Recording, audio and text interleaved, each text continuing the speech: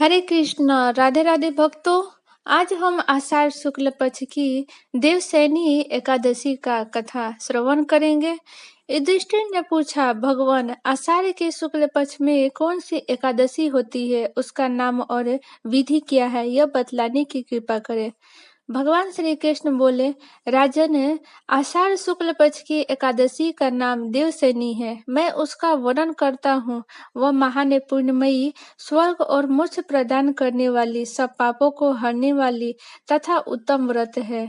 आषाढ़ शुक्ल पक्ष में देवसैनी एकादशी के दिन जिन्होंने कमल पुष्प से कमल लोचन भगवान विष्णु का पूजन तथा एकादशी का व्रत किया है, उन्होंने तीनों लोकों तथा तीनों सनातन देवताओं का पूजन कर लिया।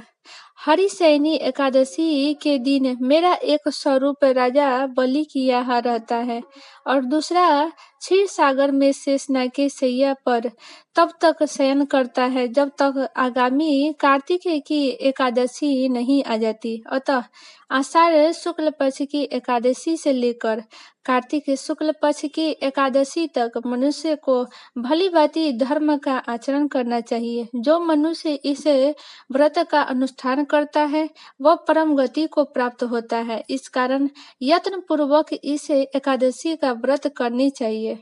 एकादशी को रात में जागरण करके शंख चक्र गदा धारण करने वाले भगवान विष्णु की भक्ति पूर्वक पूजा करनी चाहिए। ऐसा करने से पुरुष के पुण्य की गणना करने में चतुर्मुख ब्रह्मा जी भी समर्थ नहीं होते।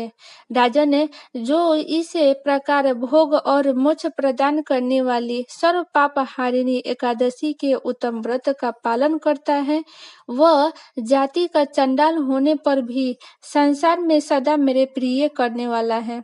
जो मनुष्य दीपदान, पलाश के पत्ते पर भोजन और व्रत करते हुए चौमासा व्यतीत करते हैं, वे मेरे प्रिय होते हैं। चौमासे में भगवान विष्णु सोए रहते हैं, इसलिए मनुष्य को भूमि पर शयन करना चाहिए। सावन में साग, भादों में दही, कुआर में दूध और कार्तिक में दाल का त्याग कर देना चाहिए। जो चौमासे में ब्रह्मचर्य का पालन करता है वह परम गति को प्राप्त होता है। राजन, एकादशी के व्रत से ही मनुष्य सब पापों से मुक्त हो जाता है। अतः सदा इसका व्रत करना चाहिए, कभी भूलना नहीं चाहिए। शयनी और बुधिनी के बीच में जो कृष्ण पक्ष की एकादशियां होती हैं, गृहस्थ के लिए वे ही व्रत रखने योग्य है। अन्य मासों की कृष्ण पक्ष की एकादशी गृहस्थ के लिए योग्य नहीं होती। शुक्ल पक्ष की सभी एकादशियां करनी चाहिए।